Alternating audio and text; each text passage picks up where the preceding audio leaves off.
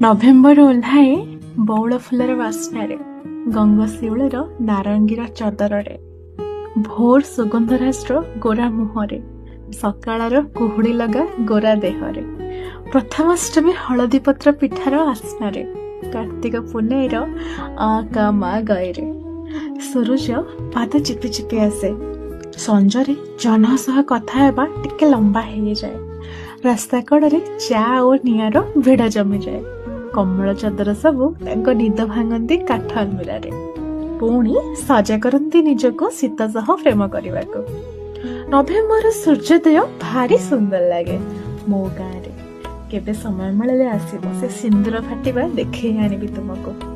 ସୂର୍ଯ୍ୟାସ୍ତ ଥାଏ ରଙ୍ଗୀନ, ବାଡ଼ି ବଗିଚାରେ କୋବି, ମୂଳା, ଗାଜର, ମଟର ସବୁ ବସନ୍ତି ମିତ, ଆଉ ଅଗଣାରେ ପାରିଜାତ ସହ ଗେଣ୍ଡୁ ହୁଅନ୍ତି ସଙ୍ଗାତ।